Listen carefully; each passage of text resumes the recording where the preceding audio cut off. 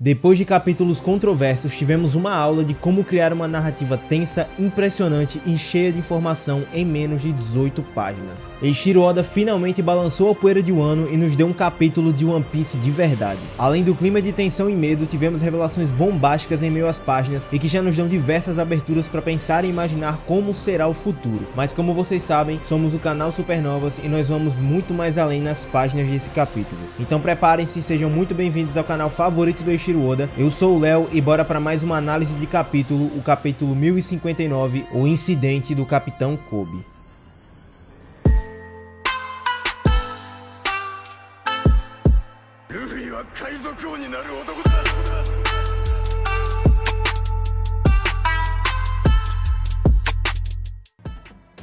Antes das páginas do capítulo, temos a continuação da história de capas da Germa 66, dando continuidade à batalha pela fuga deles. Como muitos de nós já imaginávamos, Caesar usaria seus poderes de gás para ludibriar Katakuri e Oven para conseguir fugir e dessa vez com um gás alucinógeno, fazendo os dois gêmeos se baterem. Era de se esperar que houvesse essa fuga com a ajuda do gás, porém, ver o Katakuri passando por isso é meio frustrante, mas para seguir a narrativa era necessário. A partir das próximas histórias de capas, o cenário com certeza será mais de fuga do que de batalha em si. De qualquer maneira, vamos pro capítulo.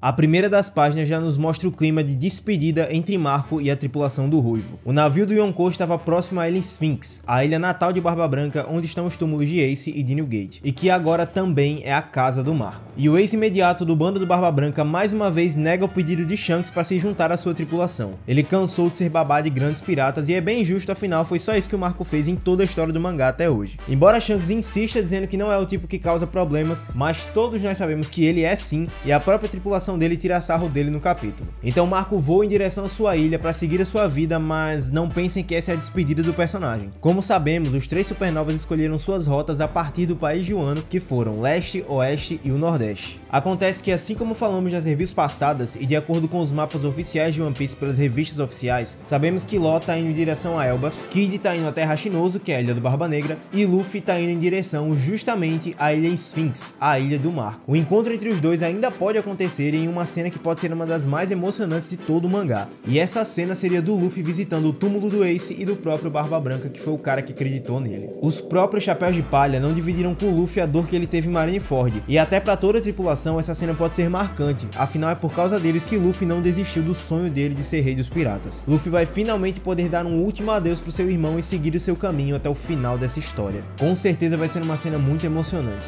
Voltamos brevemente ao país dos samurais e eu espero que pela última vez em pelo menos uns 2 anos, para um pequeno flashback da Yamato. O Oda deu essas páginas para falar do tema que dividiu o fandom completamente e para dar mais background para essa decisão repentina da personagem. Acontece que não foi bem assim. O motivo já tinha ficado claro, que Yamato querer conhecer o país do Oden. Só que nesse capítulo o motivo já é outro, embora mais plausível que o anterior. Ela diz para a tripulação que o incidente do cara da floresta só se resolveu pelo haki poderoso de alguém e que Wano tá desprotegida e precisa de ajuda contra os figurões do mundo que podem atacar o país. Yamato não pode sair do país enquanto tá preocupada com ele. E convenhamos, agora sim parece um motivo bem mais plausível. E muito embora Luffy não tenha gostado nada dessa decisão, ele acaba aceitando e até o próprio Zoro dá apoio pra Yamato. E eu sei, todo mundo ficou triste porque ela não tá no Sunny agora, mas o Luffy já a considera como Mugiwara, então com certeza em algum momento ela vai voltar, assim como Jinder. E em mais uma despedida que parece mais um tchau do que um adeus, Marco entra na cena e começa a falar com Luffy. E é até engraçado imaginar que só agora, depois de tanto tempo, ambos tiveram a oportunidade de conversar sobre a Guerra dos Melhores. Jinbe até relembra quando Marco mandou que ele salvasse Luffy como a última ordem do Barba Branca e Luffy agradece. Tenho certeza que Ace ficaria muito orgulhoso de ver onde você chegou. De hoje em diante, essa era é sua. Siga em frente com determinação. Não poderiam existir melhores palavras pro Marco para ele se despedir do Luffy. Lembrar que Barba Branca viu o homem que Roger esperava no Luffy e ver Marco seguindo as palavras do seu pai é algo incrível. E então finalmente vemos Marco aterrissando em sua ilha natal e a menos que Luffy não mude a sua rota, isso não foi um adeus. E é nas próximas páginas que esse capítulo explode completamente. Somos levados até as águas tranquilas do Calm Belt em Amazon Lily, e Hancock fala sobre a invasão dos homens e de que graças a ela ainda estar na ilha, o reino das mulheres está em constante perigo. E como todos sabemos, isso é consequência da abolição do sistema de Shichibukai, onde todos agora são caçados. E antes de ir pro flashback que contou toda aquela batalha, o Oda dá espaço para um diálogo que Hancock reforça que quer casar-se com Luffy, dando um contexto perfeito em que Amazon Lily está desprotegida e que precisa que Luffy declare a Ilha das Mulheres Ares como seu território, e de alguma forma ele vai conseguir proteger o lugar com seu nome e influência. E é aqui onde entramos no flashback, e antes de qualquer coisa, precisamos falar sobre o ataque da Marinha utilizando a SSG ou Projeto Serafim, que ainda não tínhamos descoberto o que é,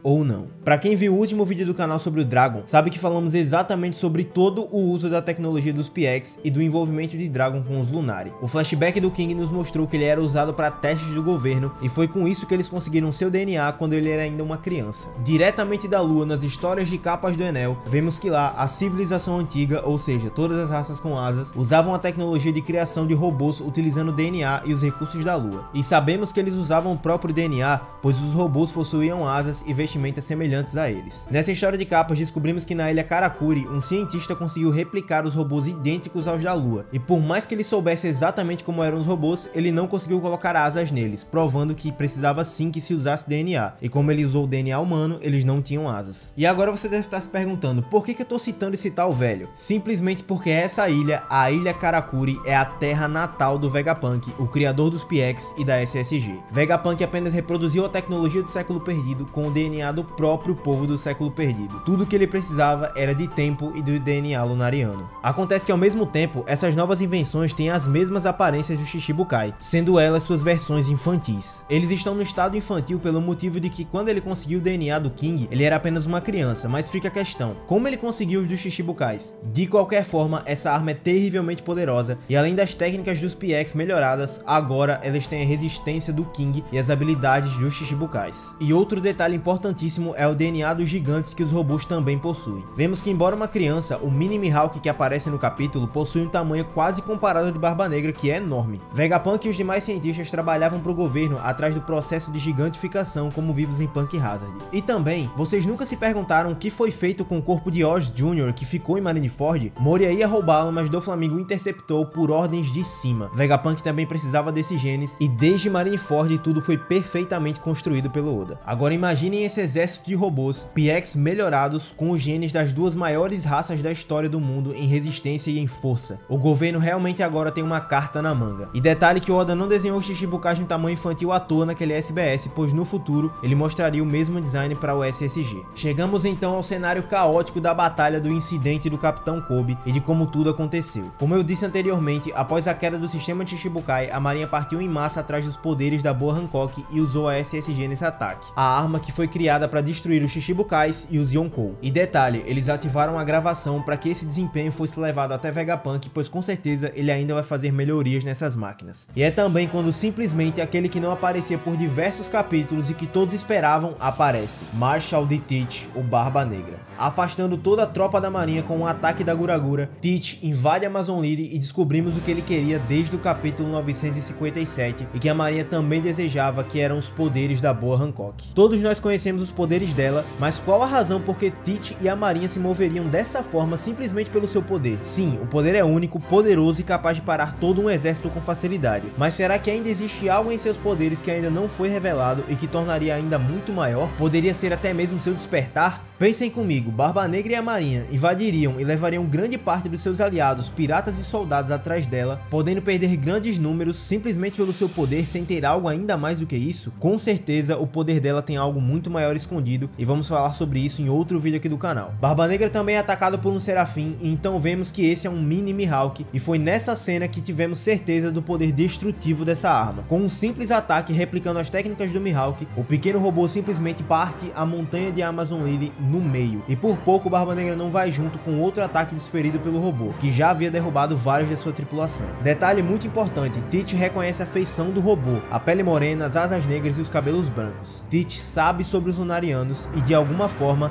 ele pode ter conhecimento sobre os tabus do século perdido. Faz jus ao Oda ter dito que se Teach não fosse um pirata, seria um arqueólogo. E mesmo com essa invasão iminente, mesmo com os dois inimigos de todos os lados, um Yonkou e uma arma nova do governo mundial, precisamos ressaltar o poder da Imperatriz Pirata. Boa Hancock não tem esse título à toa, meus amigos. O que é um rei? Um rei não se curva, não confia e não duvida, e permanece sempre fiel ao seu povo. Hancock é uma rainha por completo, e ela praticamente derrotou sozinha vizinha todos os invasores e mesmo quando parece que ela vai morrer, ela continua confiante. Tanto a Maria quanto os piratas do Teach todos se tornaram estátuas de pedra e vemos até Vasco Shot e Catarina Devon transformados em pedra. Boa é simplesmente um monstro e, como ela mesmo disse, o governo nos escolheu pela nossa força. E mesmo com tanta informação nesse capítulo, o Oda ainda assim nos mostra as recompensas de ambos os piratas. Barba Negra possui um troco de pão aí de simplesmente 3.996 milhões de berries e Boa Hancock, que só por esse feito já deve ter aumentado muito, possui 1.659 milhões de berries. Eu confesso que para a Imperatriz Pirata eu esperava bem mais, porém Teach cresceu absurdamente e já era de se esperar visto seus feitos. Ele então aparece nessa página dupla insana, agarrando Boa Hancock pelo pescoço e usando a Yami Yami no Mi para inibir os seus poderes. Enquanto isso, o grande herói Kobe tá no chão sem saber o que fazer,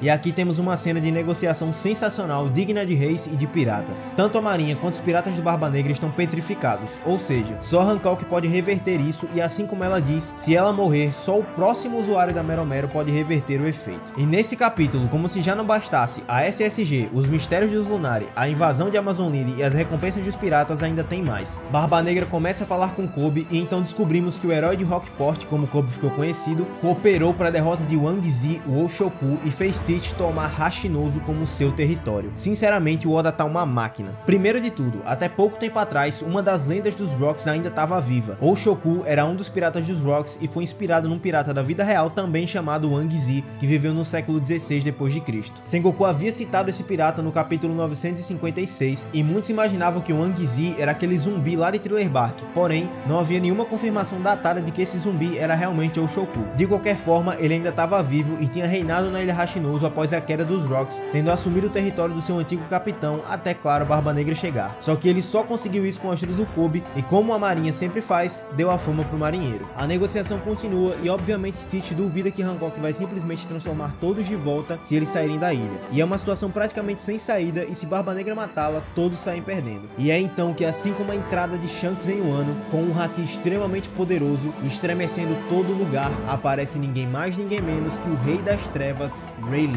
E pois é, descobrimos com quem Shanks aprendeu a parar uma guerra. Com seu haki, ele apaga todos que ainda estavam de pé e se faz de testemunha para Hancock que ela vai transformar todos de volta. Além do mais, ele ainda chama Teach de aprendiz do Barba Branca e manda todos irem embora sem nenhum movimento estúpido. E claro, a gente tem essa cara de terror do covarde do Teach. Simplesmente, o maior de todos ainda vivo, o ex-imediato do Roger, acaba com a batalha. Então o flashback do conflito termina e pulamos pro dia em que tudo já havia acabado. E se você pensa que parou por aqui toda a tempestade de informação desse capítulo, você se enganou, porque Shaki também aparece e simplesmente é revelado que ela foi imperatriz de Amazon Lily de 2 gerações atrás, antes da Boa Hancock. E com isso, mais uma das teorias daquelas bem antigas do fandom de muitos anos atrás parece se tornar realidade, e essa é de que Shaki e Rayleigh tiveram um filho ou talvez até 2, sendo eles Mihawk e Boa Hancock. Pense comigo, o trono de Amazon Lily é passado de geração em geração. Shaki ainda não é tão velha quanto gloriosa que aquela senhora lá da Hancock, então algum erro ela cometeu para perder o seu trono, provavelmente ter se apaixonado por um homem e ter tido um filho com ele. Além da aparência de Mihawk ser uma mistura de Rayleigh e Shaki perfeitamente, Boa também parece muito com ela, e a atual Imperatriz Pirata aparece encostada em Rayleigh na perna dele com uma posição muito ali de pai e filha. Eu não sei se o Oda vai trabalhar esse enredo ainda no mangá, embora seja praticamente confirmado, mas de qualquer maneira, Luffy aprendeu direitinho com Rayleigh.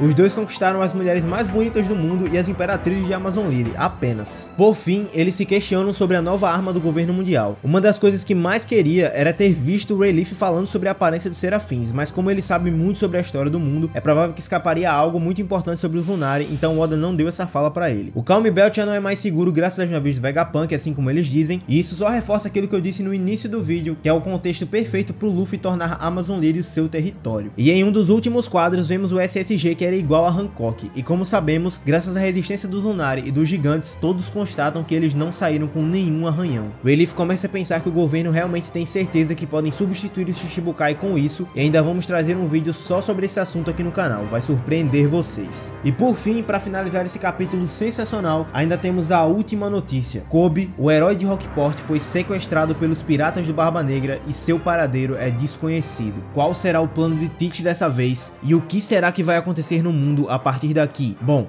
isso é assunto para os próximos capítulos, e é com isso que finalizamos esse vídeo. Espero que vocês tenham gostado. Se vocês curtiram, deixa teu like e não se esquece de se inscrever aqui no canal, assim vocês vão aumentar a nossa recompensa aqui no YouTube. Dá uma conferida na descrição com o nosso Discord e o Instagram do canal. A gente sempre deixa um post de perguntas para vocês mandarem a gente responder aqui em vídeo. E é isso, galera. Valeu!